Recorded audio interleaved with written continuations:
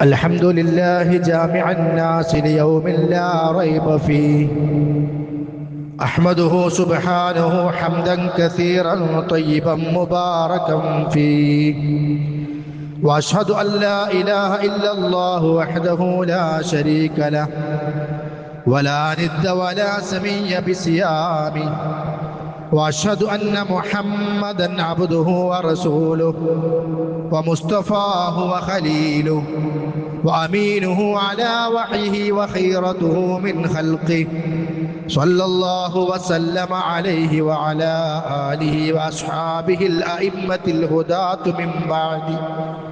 أما بعد فإن خير الكلام كلام الله وخير السنن سنن محمد صلى الله عليه وسلم وشر الأمور محدثاتها وكل محدثة بدعة وكل بدعة ضلالة وكل ضلالة في النار. أيها الناس أوصيكم عباد الله وإياي أولا بتقوى الله. أعوذ بالله من الشيطان الرجيم. يا أيها الذين آمنوا اتقوا الله حق تقاته ولا تموتن إلا وأنتم مسلمون. أعوذ بالله من الشيطان الرجيم. إن إلينا إيابهم ثم إن علينا حسابهم. ഏറെ സ്നേഹമുള്ള സഹോദരന്മാരെ, സഹോദരികളെ, അല്ലാഹു സുബ്ഹാനഹു വ തആലയുടെ വിധിവിലക്കുകൾ സൂക്ഷിച്ചുകൊണ്ട് നല്ലവരായി ജീവിക്കണമെന്ന് ആദ്യമായി എന്നോടും കൂടെ നിങ്ങളോടും ഉണർത്തുകയാണ്, വസിയത്ത് ചെയ്യുകയാണ്. അല്ലാഹു സുബ്ഹാനഹു വ തആല അവൻ തൃപ്തിപ്പെടുന്ന ജീവിതം നയിക്കാൻ, യഥാർത്ഥ തഖ്വയുള്ളവരായി ജീവിക്കാൻ നമുക്ക് എല്ലാവർക്കും തൗഫീഖ് നൽകി അനുഗ്രഹിക്കുമാറാകട്ടെ. നമ്മുടെ എല്ലാം വിശ്വാസത്തിൻ്റെ ഒരു ഭാഗമാണ് മരണശേഷമുള്ള അള്ളാഹു നമ്മെ വിചാരണ ചെയ്യുന്ന ആ ഒരു രംഗവും അതുപോലെ തന്നെ വിചാരണയുടെ കോടതിയുമെല്ലാം. ഒരു മനുഷ്യൻ തൻ്റെ ജീവിതത്തെ മുന്നോട്ട് കൊണ്ടുപോകേണ്ടത്, ജീവിതത്തെ ക്രമപ്പെടുത്തേണ്ടത് ആ വിശ്വാസത്തെ മുൻനിർത്തിക്കൊണ്ടാണ്. അങ്ങനെ ഒന്ന് ഇല്ലായിരുന്നുവെങ്കിൽ നമ്മുടെ ജീവിതത്തിന് പ്രത്യേകമായ ചിട്ടയോ വ്യവസ്ഥകളോ നിയമങ്ങളോ ഒന്നിൻ്റെ ആവശ്യമില്ല, തോന്നിയതുപോലെ ജീവിക്കാമായിരുന്നു. ഈ ലോകത്തുള്ള വിചാരണകളെ തന്നെ പലപ്പോഴും നമ്മൾ ഭയപ്പെടുന്നവരാണ്. കാരണം വിചാരണയ്ക്ക് ശേഷമാണ് വിധി വരുന്നത്. ആ വിധി എന്ന ഒരു കാര്യം സംഗതിക്ക് അപ്പുറം വിചാരണയുടെ ചില രംഗങ്ങളും, അതായത് ചോദ്യം ചെയ്യലുകൾ, ആ ചോദ്യത്തിന് ഞാൻ മറുപടികൾ നൽകൽ, അതിൽ വരുന്ന പാകപ്പിഴവുകൾ, മറുപടി നൽകാൻ കൃത്യമായി കഴിയാതെ വരൽ, സാക്ഷികളും മറ്റുള്ള ആളുകളും എന്നിങ്ങനെ നോക്കി നിൽക്കൽ, ഇതൊക്കെ ഇവിടെയുള്ള വിചാരണയിൽ നമ്മൾ കണ്ടുകൊണ്ടിരിക്കുന്ന കാര്യങ്ങളാണ്. അതുകൊണ്ട് തന്നെ ഞാനൊരു വിചാരണയെ നേരിടാൻ പോവുകയാണ് ഇന്ന ദിവസം എന്ന് നമ്മുടെ മുമ്പിൽ ഉണ്ടെങ്കിൽ നമ്മളതിനെ വലിയ ബേജാറോടും പേടിയോടും കൂടിയാണ് കാണുക. അല്ലാഹു സുബ്ഹാനഹു വ തആല നമ്മെ ഓരോരുത്തരെയും വിചാരണ ചെയ്യുന്നൊരു ദിവസമുണ്ട്. അവൻ എത്ര വലിയവനാണെങ്കിലും ശരി, രാജാവെന്നോ പ്രജയെന്നോ ധനാഢ്യനെന്നോ സമ്പന്നനെന്നോ സമ്പത്ത് കുറഞ്ഞവനെന്നോ ഒരു വ്യത്യാസവുമില്ലാതെ എല്ലാവരും അല്ലാഹുവിന്റെ മുമ്പിൽ അടിമകളായി വന്നുകൊണ്ട് അനൽ മലിക്, ഇന്ന് ഞാനാണ് രാജാവ്, അയിന മുലൂക്കുൽ അർദ്, എവിടെയാണ് ഭൂമിയിലെ രാജാക്കന്മാർ എന്ന് റബ്ബ് സുബ്ഹാനഹു വ തആല ചോദിക്കുന്ന ആ ഒരു ദിവസം, കുല്ലുഹും ആതീഹി യൗമൽ ഖിയാമത്തി ഫർദ, എല്ലാവരും ഒറ്റക്കൊറ്റക്ക് വന്നുകൊണ്ട്, അതേപോലെ അബ്ദ, അടിമകളായി വന്നുകൊണ്ട് അള്ളാഹുവിന്റെ മുമ്പിൽ നിൽക്കുന്ന ആ രംഗം, ഇത് നമ്മുടെ മരണശേഷം നമുക്ക് വരാനുള്ള യാഥാർത്ഥ്യമാണ് സഹോദരങ്ങളെ. ആ ഒരു നിമിഷത്തെ ഓർത്തുകൊണ്ട് വേണം എപ്പോഴും നമ്മുടെ സമ്പത്തിനെ കൈകാര്യം ചെയ്യാൻ, നമ്മുടെ ജീവിതത്തിലെ മറ്റു വ്യവഹാരങ്ങൾ നമ്മൾ ക്രമീകരിക്കാൻ. സൂറത്തു സുമറിന്റെ 69-70 വചനങ്ങളിലൂടെ അല്ലാഹു സുബ്ഹാനഹു വ തആല പഠിപ്പിക്കുകയാണ്. വശറഖത്തിൽ അർദു ബിനൂരി റബ്ബിഹാ, അല്ലാഹു സുബ്ഹാനഹു വ തആല വിചാരണയ്ക്ക് വേണ്ടി വരുന്ന രംഗത്തെക്കുറിച്ച് ഖുർആൻ പറയാണ്, ഭൂമി, അവിടെ ആ പ്രദേശം മുഴുവൻ പ്രകാശം കൊണ്ട് നിറയുമെന്ന. അല്ലാഹു പ്രകാശമാണ്, പ്രകാശം കൊണ്ട് നിറയും. വൗദിഅൽ കിതാബ്, കർമ്മരേഖ അതവിടെ കൊണ്ടുവരപ്പെടും, അത് വെക്കപ്പെടും. വജിഅ ബിന്നബിയീൻ, ലോകത്തേക്ക് നിയോഗിക്കപ്പെട്ട പ്രവാചകന്മാർ, എല്ലാ നബിമാരും ഒന്ന് പറയാ, റബ്ബേ ഞങ്ങൾ സന്ദേശം എത്തിച്ചു കൊടുത്തു, നീ ഏൽപ്പിച്ച ദൗത്യം ഞങ്ങൾ നിർവഹിച്ചു, ജനങ്ങളോട് പറയേണ്ടത് ഞങ്ങൾ പറഞ്ഞു, ഈ ഒരു വിചാരണയെക്കുറിച്ചും നരക സ്വർഗത്തെക്കുറിച്ചും ഞങ്ങൾ ബോധ്യപ്പെടുത്തി കൊടുത്തു. അതിനെല്ലാം സാക്ഷികളായിക്കൊണ്ട് എല്ലാ കാലഘട്ടത്തിലേക്കും നിയോഗിച്ച നബിമാർ, വജിഅ ബിന്നബിയീൻ വശുഹദാ, സാക്ഷികൾ, ഒരുപാട് സാക്ഷികള്. വഖുളിയ ബൈനഹും ബിൽ ഹഖ്, അല്ലാഹു സുബ്ഹാനഹു വ തആല ഹഖ് പ്രകാരം വിധി കൽപ്പിക്കുന്ന. അന്ന് പണങ്ങൾക്ക് സ്ഥാനമില്ല, പണത്തിന് അവിടെ സ്ഥാനമില്ല, വ്യക്തികളുടെ സ്ഥാനമാനങ്ങൾക്ക് അവിടെ സ്ഥാനമില്ല. ഹക്ക് മാത്രമാണ് അവിടുത്തെ അള്ളാഹുവിന്റെ തീരുമാനത്തിന്റെ മാനദണ്ഡം. സത്യം മാത്രം, നീതി മാത്രം. വഹും ലാ യുദ്ലമൂൻ, ആക്രമിക്കപ്പെടുകയില്ല. വൗഫിയത്തു കുല്ലു നഫ്സിൻ മാ അമിലത്, ഓരോരുത്തരും എന്ത് ചെയ്തോ അത് കൃത്യമായി നൽകപ്പെടും. നന്മക്ക് നന്മ, തിന്മക്ക് തിന്മ. വഹുവ അഅലമു ബിമാ യഫ്അലൂൻ, മനുഷ്യർ എന്ത് പ്രവർത്തിക്കുന്നു എന്ന് കൃത്യമായി അറിയുന്നവനാണ് അല്ലാഹു സുബ്ഹാനഹു വ തആല. സൂറത്ത് സുമറിന്റെ 69-70 വചനങ്ങളാ നമ്മുടെ മനസ്സിൽ എപ്പോഴും ഉണ്ടായിരിക്കേണ്ട 2 ആയത്തുകൾ. സൂറത്തുൽ ബഖറയിലെ 210-ാമത്തെ ആയത്തിൽ അല്ലാഹു തആല ചോദിക്കുകയാണ്, ഹൽ യൻറുന, ഇനി എന്താണ് മനുഷ്യന്മാർ കാത്തിരിക്കുന്നത്? ജീവിതം ഒന്ന് നന്നാക്കാൻ, വാക്കുകളും പ്രവർത്തനങ്ങളും നന്നാക്കാൻ, അവന്റെ നോട്ടങ്ങളും കേൾവികളും നന്നാക്കാൻ, സമ്പാദന മാർഗങ്ങളും സമ്പാദന വഴികളും അത് ചിലവഴിക്കുന്ന വഴികളും നന്നാക്കാൻ മനുഷ്യർ ഇനി നിങ്ങൾ എന്താ കാത്തു നിൽക്കുന്നത്? അള്ളാഹു വിചാരണയ്ക്ക് വേണ്ടി വരുന്നതിനെയാണോ? അത് ഉറപ്പുള്ള കാര്യമല്ലേ? ഹൽ യൻറുന ഇല്ലാ അൻ യഅതിയഹുമുല്ലാഹു ഫീ ളുലലിൻ മിനൽ ഗമാം, മേഘക്കീറുകൾക്കിടയിലൂടെ അല്ലാഹു സുബ്ഹാനഹു വ തആല നിങ്ങളെ ചോദ്യം ചെയ്യാൻ വേണ്ടി വരുന്ന ആ രംഗത്തെയാണോ ഇനി അവർ കാത്തിരിക്കുന്നത്?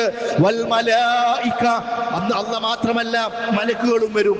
കേട്ടിട്ടുണ്ടല്ലോ നമ്മൾ, വജാഅ റബ്ബുക വൽ മലക്കു സഫൻ സഫാ, അന്ന് അല്ലാഹ് വരും, മലക്കുകളും വരി വരിയായി വരും. പിന്നെ ചോദ്യങ്ങളാണ്. ആ ചോദ്യങ്ങൾക്ക്, എന്നോടുള്ള ചോദ്യത്തിന് മറുപടി പറയേണ്ടത് നിങ്ങളല്ല, നിങ്ങളോടുള്ള ചോദ്യങ്ങൾക്ക് മറുപടി പറയേണ്ടത് ഞാനുമല്ല. ഓരോരുത്തരും അവനവനോട് ചോദ്യമുണ്ട്, ഓരോരുത്തരോടും ചോദ്യമുണ്ട്.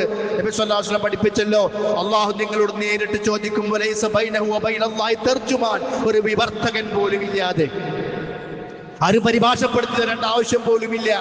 അങ്ങനെ നിങ്ങളോട് ചോദ്യമുണ്ട്. അതെ, അള്ളാഹു ഇറങ്ങി വരും, അവന്റെ മലക്കുകളും വരും. വഖുളിയൽ അംർ, അന്ന് കാര്യങ്ങളെല്ലാം തീരുമാനിക്കപ്പെടും. ഇവിടത്തെ തീരുമാനങ്ങൾ പോലെയല്ല, അത് അന്തിമമായ തീരുമാനമാണ്. ശാശ്വതമായ നരകത്തിലേക്കോ ശാശ്വതമായ സ്വർഗത്തിലേക്കോ ഉള്ള യഥാർത്ഥമായ തീരുമാനമാണ്. ആ തീരുമാനമാകട്ടെ നമ്മുടെ ജീവിതത്തിന്റെ വ്യവഹാര മാർഗങ്ങളെ നിയന്ത്രിക്കേണ്ടത്. അന്ന് അങ്ങനെ ഒരു തീരുമാനം എന്റെ കാര്യത്തിൽ വരാനുണ്ട്. ആ ബോധ്യമാകട്ടെ നമ്മളെ ജീവിതത്തെ നയിക്കേണ്ടത്. സൂറത്തുൽ കൗഫിൽ ഇന്ന് നമ്മൾ ഓതിയ സൂറത്ത് 48-ാമത്തെ ആയത്ത്, വഉരിദു അലാ റബ്ബിക സഫാ, എല്ലാവരും അല്ലാഹുവിന്റെ മുമ്പിൽ അവർ വരി വരിയായിട്ട് വരും, വരിക്ക് നിൽക്കും. ലഖദ് ജിഅ്തുമൂന, അല്ലാഹു പറയാണ് അവരോട്, ലഖദ് ജിഅ്തുമൂന, നിങ്ങൾ ഇതാ വന്നിരിക്കുന്നു നമ്മുടെ അടുക്കൽ, കമാ ഖലഖനാകും അവ്വല മറ, ആദ്യ തവണ നാം നിങ്ങളെ സൃഷ്ടിച്ച പോലെ. എന്താ ആദ്യ തവണ സൃഷ്ടിച്ച പോലെ എന്ന് പറഞ്ഞാൽ? വസ്ത്രമില്ലാതെ നമ്മൾ ഈ ലോകത്ത് ജന്മം കൊണ്ടു. അതെ, വസ്ത്രമില്ലാതെ അള്ളാഹിന്റെ മുമ്പിൽ വരും. അതൊരു അതിന്റെ വിശദീകരണമാണ്. പിന്നെയോ, നമ്മൾ ഓരോരുത്തരും വരുമ്പോൾ ഒറ്റക്കായിരുന്നു. അത് നമ്മുടെ കൂടെ ആരും ഉണ്ടായിരുന്നില്ല. ഏതെങ്കിലും പ്രദേശത്തുകാരോ നാട്ടുകാരോ കമ്മിറ്റിയോ ഒന്നും നമ്മുടെ കൂടെ ഇല്ല, സ്ഥാനമാനങ്ങളില്ല, ഒന്നുമില്ലാതെയാ വന്നത്. അതേപോലെ റബ്ബിന്റെ മുമ്പിൽ വരികയാണ്, കമാ ഖലഖനാകും അവ്വല മറ, ആദ്യ തവണ നാം നിങ്ങളെ എങ്ങനെ സൃഷ്ടിച്ചുവോ അതുപോലെ നിങ്ങൾ വരും. പിന്നെ ചില ആളുകൾക്ക് സംശയമുണ്ട്, മരിച്ചു കഴിഞ്ഞ് ദുർബലപ്പെട്ട് നശിച്ചു പോയി, ശ്രമിച്ചു പോയി, ഇനി ഒരു സൃഷ്ടിപ്പോ? അപ്പൊ അള്ളാഹിന്റെ മറുപടിയാണ്, വരും. ആദ്യ തവണ നിങ്ങൾ എങ്ങനെ വന്നോ അതുപോലെ വരും. ബൽ സഅംതും അല്ലൻ നജ്അല ലക്കും മൗഇദ, നിങ്ങളൊക്കെ പലരും പറഞ്ഞു ഇങ്ങനത്തെ ഒരു വാഗ്ദാന സമയമൊന്നുമില്ല, ഇങ്ങനത്തെ ഒരു പരലോകമൊന്നുമില്ല എന്നൊക്കെ നിങ്ങൾ പറഞ്ഞിട്ടുണ്ടായിരുന്നു. പക്ഷേ നിങ്ങൾ എന്റെ മുമ്പിൽ വന്നിരിക്കുന്നു. സൂറത്തുൽ കഹ്ഫിലെ 48-ാമത്തെ ആയത്താണ്. ഈ ഒരു രംഗം നമുക്കുള്ളതാണ്. അത് നമ്മുടെ മുമ്പ് പോയ ആളുകൾക്ക് വേറെ, നമുക്ക് വേറെ അല്ല. നമ്മളൊക്കെ ചെന്ന് നിൽക്കേണ്ട രംഗമാണിത്. ചങ്ങലകളിൽ ബന്ധിതരായിക്കൊണ്ട് കിട്ടിയിട്ട് അള്ളാന്റെ മുമ്പിൽ കുറ്റവാളികൾ വരുന്നത്. എന്താ കുറ്റവാളികൾ എന്ന് പറഞ്ഞാൽ? നമസ്കരിക്കാത്തവൻ കുറ്റവാളിയാണ്, നോമ്പെടുക്കാത്തവൻ കുറ്റവാളിയാണ്, സകാത്ത് കൊടുക്കാത്തവൻ കുറ്റവാളിയാണ്, അനാവശ്യം പറഞ്ഞവൻ കുറ്റവാളിയാണ്, ഗീബത്ത് പറഞ്ഞവൻ കുറ്റവാളിയാണ്, പരദൂഷണവും കളവും പറഞ്ഞവൻ കുറ്റവാളിയാണ്, മറ്റുള്ളവൻ ആക്രമിച്ചവൻ കുറ്റവാളിയാണ്, മുജ്രിം പാപി പാപം ചെയ്തവൻ. ഇതെല്ലാം പാപങ്ങളുടെ സഹോദരങ്ങളെ. അന്യന്റെ സ്വത്തുക്കൾ എടുത്തവൻ, അന്യായമായ സ്വത്ത് കവർന്നവൻ, മറ്റുള്ളവരോട് അക്രമവും അനീതിയും കാണിച്ചവൻ. വതറൽ മുജ്രിമീന, കുറ്റവാളികളെ നിങ്ങൾക്ക് കാണാം. യൗമൈദിൻ, ആ ദിവസം, മുഖറനീന ഫിൽ അസ്ഫാദ്, ചങ്ങലകളിൽ ബന്ധിതരായിക്കൊണ്ട്. അങ്ങനെ അവരെ കൊണ്ടുവരുന്നത് അള്ളാഹുവിന്റെ കോടതിയിൽ. ഇവിടുത്തെ കോടതിയിൽ നമ്മൾ കണ്ടിട്ടില്ലേ? കുറ്റവാളികൾ ചാടിപ്പോകാതിരിക്കാൻ, ഓടിപ്പോകാതിരിക്കാൻ കൈകാലുകൾ ബന്ധിച്ചുകൊണ്ട് കൊണ്ടുവരുന്ന മനുഷ്യന്റെ അവസ്ഥ. അപ്പുറം ഇപ്പുറവും പോലീസുകാര്, ഉദ്യോഗസ്ഥന്മാര്. അതേ പരലോകത്തുമുണ്ട്. എല്ലാവരും വരും അല്ലാഹുവിന്റെ മുമ്പിൽ. വരുന്നത് എങ്ങനെയാ? ചങ്ങലകളിൽ ബന്ധിതരായിക്കൊണ്ട്. കുറ്റവാളികളാണെങ്കിൽ അവന്റെ കൂടെ 2 മലക്കുകൾ സാക്ഷികളായിക്കൊണ്ട്, അവന്റെ മുമ്പിൽ അവനെ തെളിച്ചു കൊണ്ടുപോകാൻ മറ്റൊരു മലക്ക്. അങ്ങനെയാ മനുഷ്യന്മാർ അല്ലാഹുവിന്റെ കോടതിയിൽ വരുന്നത്. ഇവിടെ നമ്മൾ സ്വതന്ത്രർ. നമ്മൾ ചിന്തിക്കും, എൻ്റെ രാത്രി, എൻ്റെ ഉറക്കം, എനിക്ക് സുഖമായിട്ട് ഉറങ്ങാലോ, ഞാൻ സുബഹിസ്കരിച്ചില്ലെങ്കിൽ കുഴപ്പമൊന്നുമില്ല, ഞാൻ പള്ളിയിലേക്ക് പോയില്ലെങ്കിൽ കുഴപ്പമൊന്നുമില്ല, പിന്നെ ഒരു 7 മണിക്ക് എണീറ്റ് നമസ്കരിച്ചാലും കുഴപ്പമൊന്നുമില്ല. നമ്മളെ ചിന്തിക്കുക. കാരണം എന്താ? എൻ്റെ വീടാണ്, എൻ്റെ റൂമാണ്, എൻ്റെ സൗകര്യമാണ്, എൻ്റെ സ്വാതന്ത്ര്യമാണ്. ഇതൊക്കെ നമ്മുടെ ചിന്ത. പക്ഷേ പരലോകത്തെത്തിക്കഴിഞ്ഞാൽ ഈ സ്വാതന്ത്ര്യ ചിന്ത അവിടെ ഇല്ല. പിന്നെ നമ്മൾ റബ്ബിന്റെ പരിപൂർണ നിയന്ത്രണത്തിലാണ്. ഇവിടെ ഓടിയിരുന്നവരും ഇവിടെ രക്ഷപ്പെട്ടിരുന്നവരും അവിടെ അതിന് കഴിയില്ല. അതുകൊണ്ട് ഇങ്ങനത്തെ ദിവസം നമ്മുടെ ഓർമ്മയിൽ എപ്പോഴും ഉണ്ടാകണം. അല്ലാഹു തആല പറയാ, എല്ലാവരും കാൽമുട്ടിലായിരിക്കും റബ്ബിന്റെ മുമ്പിൽ നിൽക്കുന്നത്. നിൽക്കാൻ വയ്യ, നിവർന്നു നിൽക്കാൻ വയ്യ, അവൻ മുട്ടുകുത്തി വീണ് പോവുകയാണ്. ഓരോ ആളുകളെയും, ഓരോ വിഭാഗങ്ങളെയും അവനവൻ ചെയ്തു വെച്ച പ്രവർത്തനങ്ങൾ രേഖപ്പെടുത്തപ്പെട്ട കർമ്മരേഖകളുണ്ട്, അതിലേക്ക് ക്ഷണിക്കും. ഇതാ നിന്റെ പുസ്തകം, നിങ്ങൾക്ക് ഓരോരുത്തർക്കുമുണ്ട്, എനിക്കുമുണ്ട്, നിങ്ങൾക്കുമുണ്ട്. ഇതാ ഇത് കൈപിടിച്ചോളൂ. ഓരോരുത്തരുടെയും റെക്കോർഡുകൾ, ഓരോരുത്തരുടെയും റിപ്പോർട്ടുകൾ. അല്ലാഹു പറയാൻ, അൽ യൗമ തുജ്സൗൻ, ഇന്ന് നിങ്ങൾക്ക് പ്രതിഫലം നൽകും, ഇന്ന് നിങ്ങൾക്ക് നൽകും. മാ കുൻതും തഅമലു, എന്ത് ചെയ്തോ അത്. അല്ല, ഞാൻ എപ്പോഴും പറയാറുണ്ട്, ഇന്ന് സുബഹിന്റെ മുമ്പ് 2 റക്അത്ത് സുന്നത്ത് ഖൈറും മിനദ് ദുനിയാ വമാ ഫീഹാ, ഈ ദുനിയാവിനേക്കാൾ, ഈ ദുനിയാവിലുള്ളതിനേക്കാൾ ഏറ്റവും ശ്രേഷ്ഠമായ 2 റക്അത്ത് സുന്നത്ത് നിസ്കരിച്ചിട്ടുണ്ടോ? അത് കിട്ടും, അത് തരാന്ന് പറഞ്ഞത് സംശയമൊന്നുമില്ല. എന്നാൽ വേറെ ചില തിന്മകൾ, വേറെ ചില തെറ്റുകൾ അത് ചെയ്താൽ ഇന്ന് ശിക്ഷയുണ്ടെന്നല്ല പറഞ്ഞത്, അതും കിട്ടും. അൽ യൗമ തുജ്സൗന മാ കുൻതും തഅമലൂൻ, നിങ്ങൾ എന്ത് ചെയ്തോ അതിന്റെ ശിക്ഷ നിങ്ങൾക്കുണ്ട്. ഹാദാ കിതാബുനാ യംതിഖു അലൈക്കും ബിൽ ഹഖ്, നമ്മുടെ കർമ്മരേഖ ഇതാ നിങ്ങളോട് സത്യപ്രകാരം സംസാരിക്കും. കളവ് സംസാരിക്കാത്ത കർമ്മരേഖ, അനീതി കടന്നു വരാത്ത കർമ്മരേഖ, അത് നിങ്ങളുടെ മുമ്പിൽ വരും. ഇന്നാ കുന്നാ നസ്തൻസിഹു, നാം കോപ്പി എടുത്തുകൊണ്ടിരിക്കുകയായിരുന്നു. കോപ്പി, പകർപ്പ് എന്നൊക്കെ വാക്കിനർത്ഥം. നമ്മുടെ പ്രവർത്തനങ്ങൾ, നമ്മുടെ വാക്കുകൾ, നമ്മുടെ നോട്ടങ്ങൾ, അതെല്ലാം പകർപ്പാണ്, കോപ്പിയാണ് റബ്ബിന്റെ അടുക്കൽ. അല്ലെ, കോപ്പിന്റെ പ്രത്യേകത എന്താ? നമ്മളൊരു പേപ്പർ കോപ്പി എടുക്കുമ്പോൾ ആ പേപ്പറിൽ വല്ല കരടോ എന്തെങ്കിലും അടയാളുണ്ടെങ്കിൽ ആ കോപ്പി എടുത്തതിലോ അതിലുണ്ടോ, അതുണ്ടാവും. അതാണ് കോപ്പിന്റെ പ്രത്യേകത. അല്ലാഹു ഉപയോഗിച്ച പ്രയോഗം അതാണ്. നസ്തൻസിഖു, നാം നുസ്ഖ എടുക്കും, നാം കോപ്പി എടുക്കും. എന്താ കോപ്പി എടുക്കുന്നത്? മാ കുൻതും തഅമലു, നിങ്ങൾ ചെയ്യുന്ന ഓരോന്നും. അതുകൊണ്ട് പ്രിയപ്പെട്ട സഹോദരന്മാരെ, ഇങ്ങനത്തെ ഒരു ദിവസം എന്റെയും നിങ്ങളുടെയും ഒക്കെ മുമ്പിൽ വരാനുള്ളത് കൊണ്ട് ആ ദിവസത്തെ ഓർത്തുകൊണ്ടായിരിക്കട്ടെ നമ്മുടെ ഓരോ കാര്യങ്ങളും. അല്ലാഹു സുബ്ഹാനഹു വ തആല ഈ ദിവസത്തെ കുറിച്ച് പറയുമ്പോൾ പ്രധാനമായും പറയുന്ന ഒരു കാര്യമുണ്ട്. എന്താണെന്നറിയോ? ആ ദിവസത്തിലുള്ള സാക്ഷികൾ. അവിടെ പറഞ്ഞല്ലോ സാക്ഷികൾ കൊണ്ടുവരപ്പെടുമെന്ന്. ആ സാക്ഷികൾ നമ്മൾ പലപ്പോഴും കേൾക്കുന്ന കാര്യമാണ്, എങ്കിലും ഒന്ന് ഓർമ്മപ്പെടുത്തട്ടെ. ഒന്നാമത്തെ സാക്ഷി അള്ളയാണ്. ആ അള്ള കാണാതെ, അള്ള അറിയാതെ, അള്ള കേൾക്കാതെ, അള്ളാന്റെ അറിവിൽപ്പെടാതെ എന്തെങ്കിലും ഒരു തിന്മ മറച്ചു വെക്കാൻ നമുക്ക് ആർക്കെങ്കിലും സാധിക്കും? ആർക്കും സാധിക്കൂല. അപ്പൊ മറ്റുള്ള ഒരാൾ കാണുന്നുണ്ട്, മറ്റുള്ള ഒരാൾ അറിയുന്നുണ്ട്, ഒരാൾ അറിയുന്നില്ല, അതൊന്നുമല്ല നമ്മുടെ ജീവിതത്തെ നിയന്ത്രിക്കേണ്ടത്. ഇതാ അള്ളാഹുവാണ് എന്റെ ഒന്നാമത്തെ സാക്ഷി. നിങ്ങൾ എന്തൊരു കാര്യത്തിൽ ഇടപെട്ടാലും, നിങ്ങൾ ഖുർആൻ ഓതാൻ ഇരുന്നാലും വലാ തഅമലൂന മിൻ അമലിൻ, നിങ്ങൾ എന്തൊരു പ്രവർത്തനത്തിനൊരുങ്ങിയാലും ഇല്ലാ കുന്നാ അലൈക്കും ശുഹൂദാ, ഞാൻ സാക്ഷിയായിട്ടല്ലാതെ ഇല്ല. ഇത് തുഫീദൂന ഫീ, നിങ്ങൾ അതിൽ മുഴുകുമ്പോൾ അല്ലാഹ് സാക്ഷിയാണ് അതിന്.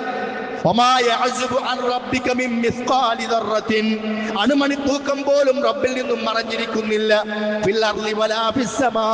ആകാശത്തോ ഭൂമിയിലോ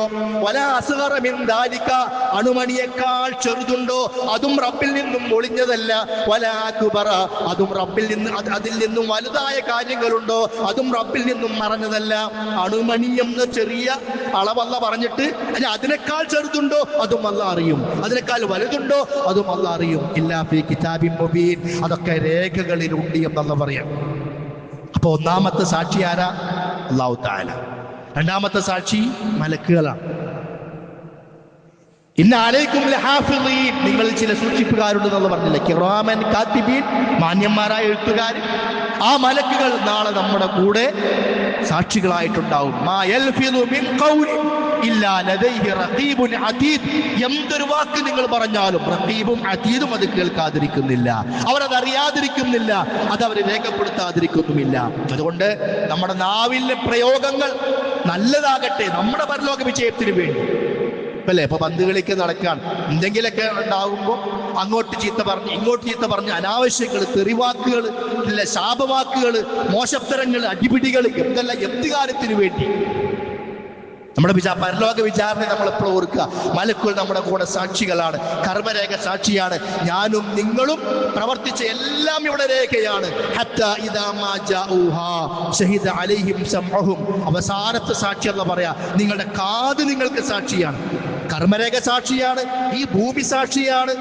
നമ്മൾ ചെയ്ത പ്രവർത്തനങ്ങൾ ഭൂമി പറയും, നമ്മൾ ചെയ്ത കർമ്മങ്ങൾ കർമ്മരേഖയിലുണ്ട്, അതെല്ലാം സാക്ഷിയാണ്. അതിനെല്ലാം പുറമെ നമ്മുടെ ശരീരം നമുക്കെതിരെ സാക്ഷിയാണ്. ഞാൻ ചെയ്ത തെറ്റുകൾ എന്റെ കൈ പറയും, തടുക്കാൻ സാധിക്കില്ല. ആ തെറ്റ് ചെയ്യാൻ നടന്നു പോയ കാല് പറയും, ആ തെറ്റ് ചെയ്ത ശരീരത്തിലെ ഓരോ അവയവങ്ങളും പറയും. സൂറത്തുൽ ഫുസ്സിലത്ത് അല്ലാഹു തആല പറയാണ്, ഷഹീദ അലൈഹിം സംഉഹും, നിങ്ങൾക്കെതിരെ അവർക്കെതിരെ സാക്ഷി പറയും അവരുടെ കേൾവി. ചെവി സാക്ഷി പറയും. ഞാൻ കേട്ടിട്ടുണ്ട്, ഹറാമ് ഞാൻ കേട്ടിട്ടുണ്ട്. ആ തെറ്റ് കേൾക്കാൻ അവൻ വേണ്ടാത്തത് കേട്ടുകൊണ്ടിരിക്കുമ്പോൾ അത് ഞാൻ കേട്ടിട്ടുണ്ട്, ചെവി പറയാം. വഅബ്സ്വാറുഹും, കണ്ണ് സാക്ഷി പറയും. എന്തിനേറെ വജുലൂദുഹും, ഈ തൊലികൾ സാക്ഷി പറയും. പിന്നെ ആ തൊലിനെ വെളുപ്പിക്കാനും അതിനെ സൗന്ദര്യം കൂട്ടാനും അതിനെ ചൊറുക്കുണ്ടാക്കാനും അല്ലാഹ് നിരോധിച്ച ഹറാമുകൾ ഉപയോഗിക്കുമ്പോൾ, ഹറാമുകൾ സമ്പാദിക്കുമ്പോൾ, ആ തൊലിയിൽ ഹറാമുകൾ പുരട്ടുമ്പോൾ ആലോചിക്കുക, ഇതെനിക്ക് നാളെ സാക്ഷി പറയാനുള്ളതാണ്. അന്യപുരുഷന്മാർക്ക് മുമ്പിൽ എന്റെ സൗന്ദര്യം വെളിപ്പെടുത്താൻ വേണ്ടി ഞാൻ പുരട്ടി ഇറങ്ങുന്ന ആ വൃത്തികേടുകൾ, അത് എന്റെ ചുണ്ടത്താണെങ്കിലും ശരി, എവിടെയാണെങ്കിലും ശരി, ഇതെനിക്ക് നാളെ സാക്ഷിയാണ് നാളെ പരലോകത്ത്. അത് ഓർത്തുകൊണ്ടായിരിക്കട്ടെ നമ്മുടെ സഹോദരിമാരെ നമ്മൾ വിട്ടു നിറയ്ക്കേണ്ടത്, നമ്മുടെ ഭാര്യമാരെ വിട്ടു നിറയ്ക്കേണ്ടത്. അതെ, കൈകൾ സംഉഹും അബ്സ്വാറുഹും വജുലൂദുഹും, തൊലികളും കണ്ണുകളും കാതുകളും സാക്ഷി പറയും. ബിമാ കാനൂ യഅമലൂൻ, നിങ്ങൾ ചെയ്ത ഓരോ കാര്യങ്ങളും. അതാണ് അവസാനത്തെ സാക്ഷി. അല്ലാഹ് സാക്ഷിയാണ്, കർമ്മരേഖ സാക്ഷിയാണ്, മലക്കുകൾ സാക്ഷിയാണ്, ഈ ഭൂമി സാക്ഷിയാണ്. യൗമൈദിൻ തുഹദ്ദിസുൽ അർദു അഖ്ബാറഹ, ഭൂമി അതിനെ വർത്തമാനം പറയുന്നു പറഞ്ഞില്ലേ? അല്ലാഹ് കൊടുക്കുന്ന വഹയാണ്. അവസാനം നമ്മുടെ ശരീരം പോലും സാക്ഷിയാണ്. നമ്മൾ ചോദിക്കും ഈ കയ്യിനോട് കാലിനോട്, എന്താണെന്നറിയോ?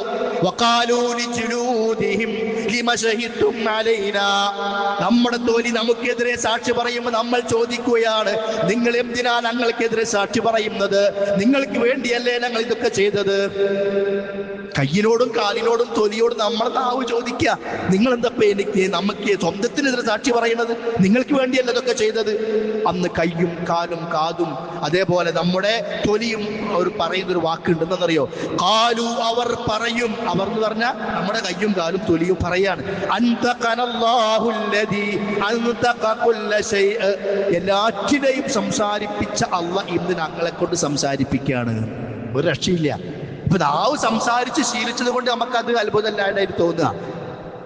എന്നാ ഈ കൈ സംസാരിക്കുന്ന ദിവസം വരും, കാല് സംസാരിക്കുന്ന ദിവസം വരും, കണ്ണ് സംസാരിക്കുന്ന ദിവസം വരും. എന്തേ? നാവ് കൊണ്ട് സംസാരിപ്പിച്ച അള്ളാഹ്ക്ക് അതിനെ കൂടി സംസാരിപ്പിക്കാൻ കഴിയില്ലേ? കഴിയും. അതുകൊണ്ട് അവയവങ്ങൾ പറയാ, ഞങ്ങൾക്ക് സംസാരിക്കല്ലാണ്ട് നിർവാഹമല്ല, സാക്ഷി പറയല്ലാണ്ട് നിർവാഹമല്ല. ഞങ്ങളെ സംസാരിപ്പിക്കുകയാണ് അല്ലാഹു. ഏത് അല്ലാഹു? അംതഖനല്ലാഹു അല്ലദി അൻതഖ കുല്ല ഷൈ. മറ്റു പല ജീവികളും സംസാരിക്കുന്നുണ്ടല്ലോ, അതിനെയൊക്കെ സംസാരിപ്പിച്ച റബ്ബ് ഇന്ന് ഞങ്ങളെ കൊണ്ട് സംസാരിപ്പിക്കുകയാണ്. വഹുവ ഖലഖകും അവ്വല മറ. ആ അല്ലാഹയാണ് നിങ്ങൾ ആദ്യം നമ്മളെ സൃഷ്ടിച്ചവൻ. വഇലൈഹി തുർജഊൻ. അവരിലേക്കാണ് നിങ്ങളുടെ മടക്കം. അതുകൊണ്ട് സഹോദരന്മാരെ, നമ്മൾ കിടന്നുറങ്ങുമ്പോഴും നമസ്കരിക്കാതെ നടക്കുമ്പോഴും സമയങ്ങൾ ഇബാദത്തിൽ നിർവഹിക്കേണ്ടതിൽ തെറ്റിക്കുമ്പോഴും അതേപോലെ റബ്ബിന്റെ നിയമങ്ങളെ ലംഘിക്കുമ്പോഴും അനാവശ്യ കാര്യങ്ങളിൽ ഇടപെടുമ്പോഴും ദീനി നിയമങ്ങൾ പാലിക്കാതെ സമയം അമിതമായി പലപ്പോഴും ചെലവഴിക്കുമ്പോഴും ഒക്കെ ഈ രംഗം ആലോചിക്കുക. ഇന്നല്ലെങ്കിൽ നാളെ നമ്മൾ യാത്രയാകും. പിന്നെയുള്ളത് ഈ കോടതിയും ഈ വിചാരണയും ഒക്കെ സത്യമാണ്. ഇത് ഖുർആനാണ് പറയുന്നത്, അതിൽ യാതൊരു സംശയവുമില്ല. ഖുർആൻ സത്യമാണെന്ന് വിശ്വസിക്കുന്നവരാണ് നമ്മൾ. അല്ലാഹു സുബ്ഹാനഹു വ തആല നമ്മുടെ ജീവിതത്തെ ക്രമീകരിക്കാൻ വിശുദ്ധ ഖുർആനിന്റെ വചനങ്ങൾ നമുക്കൊരു കാരണമായി മാറട്ടെ. അതിന് അല്ലാഹു നമുക്ക് എല്ലാവർക്കും തൗഫീഖ് നൽകി അനുഗ്രഹിക്കുമാറാകട്ടെ. അഖൂലു ഖൗലി ഹാദാ വഅസ്തഗ്ഫിറുല്ലാഹ ലീ വലക്കും വലിസായിരിൽ മുഅ്മിനീന ഫസ്തഗ്ഫിറൂഹു ഇന്നഹു ഹുവൽ ഗഫൂറുർ റഹീം.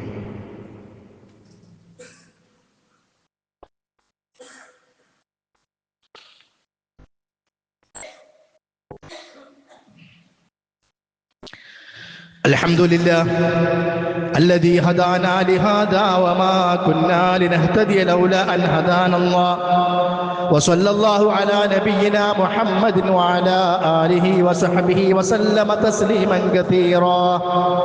أما بعد فاتقوا الله عباد الله أيها الناس أوصيكم عباد الله وإياي أولا ثانيا بتقوى الله. സഹോദരന്മാരെ, സഹോദരികളെ, ഒരിക്കൽ കൂടി അള്ളാഹുവിനെ സൂക്ഷിച്ച് ജീവിക്കണമെന്ന് എന്നോടും നിങ്ങളോടുമായി ഉണർത്തുകയാണ്, ഉപദേശിക്കുകയാണ്. അള്ളാഹു സുബ്ഹാനഹു വ തആല തൗഫീഖ് ചെയ്യുമാറാകട്ടെ. പരലോകത്ത് ഒരു വിചാരണ ഉണ്ട് എന്നും ആ വിചാരണ സത്യമാണ് എന്നും അവിടുത്തെ സാക്ഷികൾ എന്തൊക്കെയാണ് എന്നുമൊക്കെയാണ് നമ്മൾ മനസ്സിലാക്കിയത്. ഒന്ന് രണ്ട് കാര്യങ്ങൾ കൂടി സൂചിപ്പിക്കട്ടെ. ആ വിചാരണയ്ക്ക് ചില പ്രത്യേകതകളുണ്ട്. ഈ ലോകത്ത് നമ്മൾ ഒരുപാട് വിചാരണ കണ്ടിട്ടുണ്ടല്ലോ. നിങ്ങൾ പലപ്പോഴും അനുഭവിച്ചറിഞ്ഞവരായിരിക്കാം പല വിഷയങ്ങളും. ഇപ്പം പ്രശ്നമൊന്നുമില്ല, നിങ്ങൾ പേടിക്കണ്ട, ഞാൻ ആളെ വിട്ടിട്ടുണ്ട്, അത് ഞാൻ അവിടെ പറഞ്ഞ് ഏൽപ്പിച്ചിട്ടുണ്ട്, അല്ലെങ്കിൽ ഞാൻ ഇന്ന ആൾക്ക് ഞാൻ കൊടുക്കേണ്ടത് കൊടുത്തിട്ടുണ്ട്, ഞാൻ കാണേണ്ട പോലെ കണ്ടിട്ടുണ്ട്. ഇതൊക്കെ നമ്മുടെ ഈ ലോകത്തുള്ള പല വിചാരണകളുടെയും ആശ്വാസവാക്കുകളാണ്. പക്ഷെ ഇതൊന്നും നടക്കാത്തൊരു ലോകമാണ് പരലോകം. തെറ്റ് ചെയ്തിട്ടുണ്ടോ അത് അവിടെ ഉണ്ടാവും, നന്മ ഉണ്ടോ അതും കിട്ടും. വേറെ ഒന്നും അവിടെ ഫലം ചെയ്യില്ല. ഇയാൾ നബിയാണ്, ഇത് നബിന്റെ മകനാണ്, കാര്യമില്ല. നമുക്കറിയാലോ, ചരിത്രം പറയേണ്ട ആവശ്യമില്ല. ഫിർഔനിന്റെ ഭാര്യ ആസ്യ, മഹദി ആസ്യ റളിയല്ലാഹു അൻഹ, ആസ്യ എന്ന മഹദി ഫിർഔന് ഫലം ചെയ്യുന്നില്ല. അള്ളാഹ് പറഞ്ഞതാ, ഇമ്രാത്തു ഫിറാ ഇമ്രാത്തു നൂഹിൻ വഇമ്രാത്തു ലൂത്ത്. നൂഹ് നബിന്റെ ഭാര്യ, ലൂത്ത് നബിന്റെ ഭാര്യ, രണ്ടാൾക്കും ആ ഭാര്യമാർക്ക്, രണ്ട് ഭാര്യമാർക്കും ആ നബിമാരെ കൊണ്ടൊരു കാര്യം പരലോകത്ത് കിട്ടാൻ പോണില്ല. പരലോകമൊന്നു വേറെയാണ്, ഇഹലോകമൊന്നു വേറെയാണ്.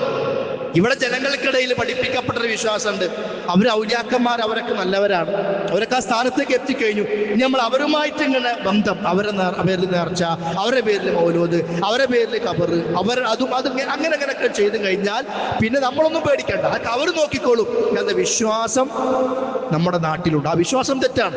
എൻ്റെ മുരീദുകൾ ഏതും പേടിക്കണ്ട, എൻ്റെ മുരീദിന് ഞാൻ കാവലെന്നോവർ. അങ്ങനെ കുറെ ഓവറുകളുണ്ട് മുഹിയദ്ദീൻമാലയിൽ. അതൊക്കെ ഓവർ തന്നെയാണ്. അത് അല്ലാഹ് പഠിപ്പിച്ച വിശ്വാസമല്ല.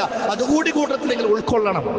ഇല്ലാത്ത വിശ്വാസങ്ങൾ ജനങ്ങളിൽ പഠിപ്പിച്ച് കഴിഞ്ഞാൽ സംഭവിക്കാൻ പോകുന്ന എന്താ? അവന് പരലോകത്തെ കുറിച്ച് പേടില്ലാണ്ടല്ല ചെയ്യാം. എനിക്കെന്തിനാ പേടിക്കുന്നത്? ശൈഖ് ഏറ്റെടുക്കല്ലോ. എൻ്റെ മുരീദുകൾ നല്ലവരല്ലെങ്കിൽ എപ്പോഴും നല്ലവൻ ഞാനെന്ന് ചൊന്നോവർ. എൻ്റെ മുരീദ് നന്നായിക്കൊള്ളണമെന്നൊന്നുമില്ല, അവൻ എങ്ങനെ ജീവിച്ചാലും കുഴപ്പമൊന്നുമില്ല, ഞാൻ നല്ലവനാണ്, പേടിക്കണ്ട. എൻ്റെ മുരീദാരും നരകത്തിലില്ലെന്ന് നരകത്തെ കാക്കും മലക്ക് പറഞ്ഞോവർ. എൻ്റെ ഒരു മുരീദ് നരകത്ത് പോകൂല, അത് നരകത്തിൽ കാക്കണ മലക്ക് എന്നോട് പറഞ്ഞിട്ടുണ്ട്. ഈ ജാതി നുണകളാണ് നമ്മൾ റാത്തീബായി മൗലൂദായി ചൊല്ലിക്കൊണ്ടിരിക്കുന്നത്. അത് വിശദീകരിക്കേണ്ട സമയമല്ല, അത് വേറെ വിഷയമാണ്. പക്ഷെ വിഷയവുമായി ബന്ധപ്പെട്ട കാര്യമായി സൂചിപ്പിച്ചത് മാത്രം.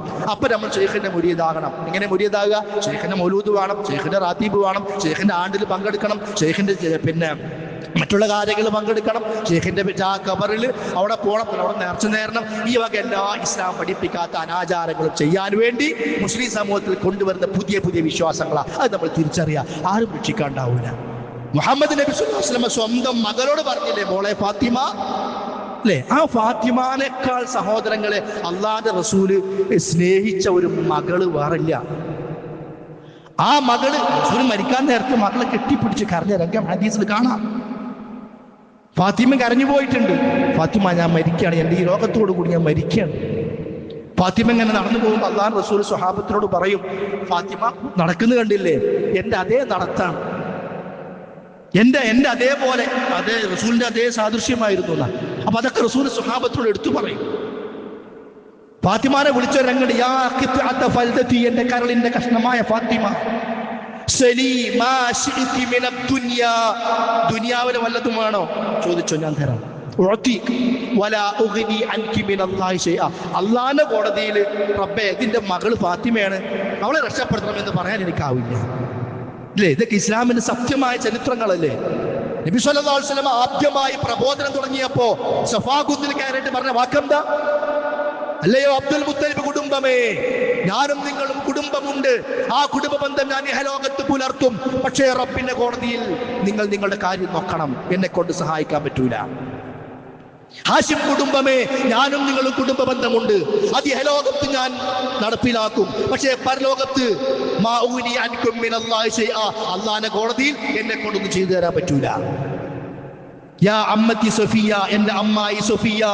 ഓരോരുത്തരും വന്ന് വിളിച്ചു, ഓരോരുത്തരും വിളിച്ചു. അവർ ഇസ്ലാമിലേക്ക് ക്ഷണിക്കുകയാണ്. ഇപ്പൊ നമ്മൾ കുടുംബ ബന്ധമുണ്ട്, അതൊക്കെ ശരിയാണ്, ബന്ധം ഞാൻ ചേർക്കും. പക്ഷേ നാളെ പരലോകത്ത് എന്നെ കൊണ്ടൊന്നും ചെയ്തു തരാൻ സാധ്യമല്ല. സ്വന്തം കുടുംബത്തെ, സ്വന്തം ഗോത്രത്തെ, സ്വന്തം നേതൃത്വത്തെ, സ്വന്തം അമ്മായിയെ, കുടുംബത്തിലെ ഓരോ ആളുകളെയും വിളിച്ചുകൊണ്ട്, എന്തിനേറെ സ്വന്തം കരളിന്റെ കഷ്ണമായ മോൾ ഫാത്തിമ, അവരെ പോലും വിളിച്ചുകൊണ്ട്, മോളെ ഫാത്തിമ, പരലോകത്ത് റബ്ബിന്റെ കോടതിയിൽ എന്നെ കൊണ്ട് നിന്നെ രക്ഷപ്പെടുത്താനാവില്ല എന്ന് പറഞ്ഞിട്ടുണ്ടെങ്കിൽ സഹോദരന്മാരെ, ഈ ലോകത്തെ ആർക്കാണ് നമ്മൾ രക്ഷപ്പെടുത്താൻ കഴിയുക? അതുകൊണ്ട് ഏതെങ്കിലും മാലന്റെയും റാത്തീബിന്റെയും ആ വഴിക്കുള്ള അതിൻ്റെ ചതിയിൽ പെട്ടിട്ട് നമ്മുടെ ഇഹലോകം പരലോകം കളയാൻ നിൽക്കണ്ട. അത് മാത്രം ഇവിടെ വെച്ച് സൂചിപ്പിക്കാനുള്ളൂ. റബ്ബ് വിധി കൽപ്പിക്കുന്നത് നമ്മുടെ പ്രവർത്തനങ്ങൾ അനുസരിച്ചുകൊണ്ടാണ്. ആ പ്രവർത്തനങ്ങൾ നമ്മുടെ കയ്യിലൂടെ രക്ഷപ്പെടാൻ സാധിക്കും. തിന്മ ആര് ചെയ്താലും, അവൻ എത്ര വലിയവനാണെങ്കിലും, വേറൊരാള് നമ്മുടെ പാപഭാരം ഏറ്റെടുക്കാനില്ല. അത് അല്ലാഹ് പറഞ്ഞതാ, അവൻ ഏറ്റെടുക്കും, അവൻ നോക്കിക്കോളും എന്നാരും വിചാരിക്കരുത്. പരലോകത്തേക്കുള്ള യാത്രയിൽ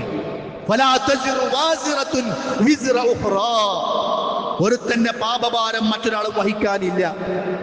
ഇല്ലേ? അവൻ തെറ്റിയതാലും കുഴപ്പമില്ല, ഞാൻ ഏറ്റെടുക്കുമെന്ന് പറയാൻ ആരും നാളെ പരലോകത്തുണ്ടാവൂല. ഇനി നമ്മൾ ചെയ്ത തെറ്റുകൾ വേറൊരാള് വഹിപ്പിച്ച് നമ്മൾ രക്ഷപ്പെടുക കഴിയില്ല. ഇനി അതുമാത്രമല്ല, വേറൊരുത്തന്റെ തെറ്റ് നമ്മിലേൽപ്പിച്ച് നമ്മളെ ശിക്ഷിക്കുക അതുമില്ല. അങ്ങനെയൊന്നുമില്ല. നേരെ മറിച്ച് അവനെന്തുണ്ടോ അതുകൊണ്ട് രക്ഷപ്പെടാവുന്ന ഒരു ലോകമാണ് പരലോകമെങ്കിൽ മറ്റൊരുത്തൻ കളിക്കുന്നത് കാണുമ്പോ ഞാനും കളിക്കട്ടെ എന്ന് തീരുമാനിക്കണ്ട. നമ്മൾ നമ്മുടെ കാര്യം നോക്കിക്കോ. മറ്റൊരുത്തൻ അവൻ വരുന്നില്ലല്ലോ സുബൈക്ക്, അത് നിങ്ങൾ നോക്കണ്ട, നിങ്ങൾ നിങ്ങളുടെ കാര്യം നോക്കിക്കോ. അവൻ കൊടുക്കുന്നില്ലല്ലോ, അവൻ എന്നെക്കാട്ടിലും വലിയ പണക്കാരനല്ലേ, അത് നിങ്ങൾ നോക്കണ്ട, അവന് റബ്ബും തമ്മിലായിക്കോളും. നിങ്ങൾ നിങ്ങളുടെ കാര്യം നോക്കിക്കോ. അവന്റെ പാപം നിങ്ങളിലില്ല, നിങ്ങളുടെ പാപം അവനിലില്ല, അവന്റെ നന്മ നിങ്ങൾക്കുമില്ല, നിങ്ങളുടെ നന്മ അവനിക്കുമില്ല. ഇതാണ് പരലോകം എങ്കിൽ, നീതിപൂർവമുള്ള വിചാരണയും അല്ലാഹുവിന്റെ കോടതിയുമാണ് എങ്കിൽ സഹോദരന്മാരെ, ആ ഒരു ലോകത്തേക്കുള്ള യാത്ര, അതിന് വേണ്ട പാഥയും ഒരുക്കേണ്ടത് നമ്മളാണ്. മരിച്ചു കഴിഞ്ഞാൽ നമ്മുടെ നാട്ടുകാരും വീട്ടുകാരൊക്കെ ചേർന്ന് നമ്മളെ മയ്യത്ത് കുളിപ്പിക്കും, നമ്മളെ കഫൻ പുടവ് അണിയിക്കും. അതിന് യാതൊരു പോരായ്മയും വരുത്താത്ത രൂപത്തിൽ ഏറ്റവും നല്ലതെന്നെ നിലയ്ക്ക് അവർ എല്ലാ കാര്യങ്ങളും ചെയ്യും. സുഗന്ധം പുരട്ടും, ഇതൊക്കെ അവർ ചെയ്യുന്നുണ്ട്. ഇതൊക്കെ അവരത് ഏൽപ്പിച്ച പണികളാ. ഞാൻ മരിച്ചാൽ നിങ്ങളത് ചെയ്യണം, നിങ്ങൾ മരിച്ചാൽ വേറുള്ളവരത് ചെയ്യണം. പക്ഷേ ഖബറിലേക്ക് എത്തുന്നവരെല്ലാവരും ഉണ്ടാവും, അല്ലേ? അവരൊക്കെ മയ്യത്ത് കട്ടിൽ നമ്മളെ വഹിച്ചുകൊണ്ട് നമ്മളെ ഖബറിൽ കൊണ്ടുപോയി വെച്ചിട്ട് അവിടെ വീട്ടിൽ ഭാര്യ കരയുന്നുണ്ടാവും, ചിലപ്പോ ഉമ്മയും മാപ്പയും കരയുന്നുണ്ടാവും, വീട്ടുകാരൊക്കെ കരയുന്നുണ്ടാകും. മയ്യത്ത് മറമാടി കഴിഞ്ഞാൽ മകനാണ് എങ്കിൽ വാപ്പാക്ക് അവിടുന്ന് പോരാൻ ചിലപ്പോൾ ഒരു പ്രയാസം ഉണ്ടാവും. കാര്യം ഇന്നലെ വരെ കൂടെ ഉണ്ടായിരുന്ന മകൻ, ആ മകനെ വേർപിരിഞ്ഞു പോവുകയാണ്. വാപ്പ കരയും, കൂട്ടുകാർ കരയും, എല്ലാവരും കരയും. പക്ഷെ നമ്മളൊക്കെ പോരും, അവരവിടെ ആരും നിൽക്കൂല. ആ പോന്നു കഴിഞ്ഞാൽ പിന്നൊരു ദിവസം ഉണ്ട് ആ ഖബറിന്റെ ഉള്ളിൽ, അവന്റെ ഒന്നാമത്തെ ദിവസം, അവന്റെ ഒറ്റപ്പെട്ടു പോകലിന്റെ അനന്തമായ ജീവിതത്തിന്റെ ആദ്യത്തെ ദിവസം. അത് മുതൽ പിന്നെ നമ്മുടെ കൂടെ മെസ്സിയില്ല, അതിനുവേണ്ടി ചെലവഴിച്ച പൈസയില്ല, പിന്നെ മറ്റോനും ഇല്ല, വെനും ഇല്ല. നമ്മൾ അതിനു വേണ്ടി ഉറക്കമുളച്ചത് കഴിഞ്ഞ ഖുതുബയിൽ ഞാൻ പറഞ്ഞല്ലോ, ഇതൊന്നും നമുക്ക് പരലോകത്ത് ഗുണം നൽകുന്നതല്ല. ഈ വിചാരണയും ആ വിചാരണയുടെ അള്ളാഹു സ്വീകരിക്കുന്ന രീതികളും അതൊക്കെ മനസ്സിൽ കണ്ടിട്ട് നമ്മുടെ ജീവിതം ഏത് ഭാഗത്ത് കൂടെ തിരിക്കണമോ, ഏത് റൂട്ടിലൂടെ കൊണ്ടുപോകണോ ഞാൻ തീരുമാനിക്കുക, നിങ്ങളും തീരുമാനിക്കുക. അത് അവന്റെ പരലോക വിജയത്തിന് അനിവാര്യമായിട്ടുള്ള കാര്യമാണ്. അള്ളാഹു സുബ്ഹാനഹു വ തആല നമുക്കെല്ലാം നന്മയുടെ വഴിയിലൂടെ മുന്നോട്ട് നീങ്ങുവാൻ തൗഫീഖ് നൽകി അനുഗ്രഹിക്കുമാറാകട്ടെ. സഹോദരന്മാരെ, ഇന്ന് പിന്നെ എല്ലാ മാസവും നമ്മളെ ഡയാലിസിസ് സെൻ്ററിന് വേണ്ടി കളക്ഷൻ എടുക്കാറുണ്ടെന്ന് അതിൻ്റെ ദിവസമാണ്. കഴിയുന്ന എല്ലാ സഹായങ്ങളും നൽകുക. നമ്മളെപ്പോലെയുള്ള സഹോദരന്മാർ ലോകത്തിൻ്റെ കെടുതിയിൽ വേദനയിൽ കഴിയുന്ന ആളുകൾ, അവർക്ക് നമ്മുടെ പണം ഒരു ആശ്വാസമാകട്ടെ. ആ ആശ്വാസം പരലോകത്ത് നമുക്കൊരു ആശ്വാസമായിട്ട് അള്ളാഹു തആല നൽകും. അതുകൊണ്ട് ആത്മാർത്ഥമായി നൽകുക. ഒരുപാട് സഹോദരന്മാർ കഴിഞ്ഞ ആഴ്ചകളിൽ മരണപ്പെട്ടു പോയി. ഇവിടെ നമ്മുടെ സക്കീർ സാഹിബിൻ്റെ അമ്മാവൻ അബ്ദുൽ മജീദ് സാഹിബ്, അതുപോലെ തന്നെ കുമ്പത്തയിൽ മുഹമ്മദ് ഖായുടെ അളിയൻ കോലോത്തയിൽ അഷ്റഫ് സാഹിബ്, ഇവരൊക്കെ മരണപ്പെട്ടു പോയിട്ടുണ്ട്.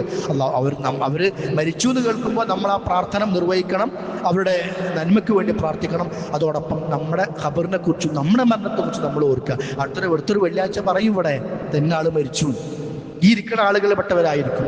ചിലപ്പോൾ ഇവിടെ വേറെ ഖത്തീബ് മാറി വരും, എന്നിട്ട് പറയും നമ്മുടെ മുമ്പത്തെ ഖത്തീബ് മരിച്ചു എന്ന്. ഇതൊക്കെ നമ്മൾ കേൾക്കേണ്ടവരാ. അപ്പം അതുകൊണ്ട് നമ്മുടെ ആ മരണമായിരിക്കട്ടെ, ആ മരണത്തിന് ശേഷമുള്ള നമ്മുടെ ജീവിതമായിരിക്കട്ടെ നമ്മുടെ ഇപ്പോഴത്തെ ജീവിതത്തെ നിയന്ത്രിക്കേണ്ടത്. അല്ലാഹു സുബ്ഹാനഹു വ തആല മരണപ്പെട്ടു പോയ അവരുടെ എല്ലാം പാപങ്ങൾ പുറത്തു കൊടുക്കുമാറാകട്ടെ. അവരുടെ ഖബറുകൾ അല്ലാഹു തആല സന്തോഷകരമാക്കി കൊടുക്കുമാറാകട്ടെ. നമ്മയും അവരെയും അല്ലാഹു അവന്റെ ജന്നാത്തുൽ ഫിർദൗസിൽ ഒരുമിച്ച് കൂട്ടി അനുഗ്രഹിക്കുമാറാകട്ടെ. അല്ലാഹുമ്മ ഗ്ഫിർ ലിൽ മുഅ്മിനീന വൽ മുഅ്മിനാത്ത് വൽ മുസ്ലിമീന വൽ മുസ്ലിമാത്ത് അൽ അഹ്യാഇ മിൻഹും വൽ അംവാത്ത് ഇന്നക മുജീബുദ് ദഅവാത് യാ ഖാദിയൽ ഹാജാത്ത്. അല്ലാഹുമ്മ طيب ثراهم واجعل الجنة مأواهم. اللهم لا تشوي خلقنا بالنار ولا تجعلنا من حطب النار. اللهم أجرنا من النار، اللهم أجرنا من النار، اللهم أجرنا من النار. اللهم اغفر لنا ولوالدينا، اللهم اغفر لنا ولوالدينا، اللهم اغفر لنا ولوالدينا. ربنا اغفر لنا ولإخواننا الذين سبقونا بالإيمان ولا تجعل في قلوبنا غلا للذين آمنوا ربنا إنك رؤوف رحيم.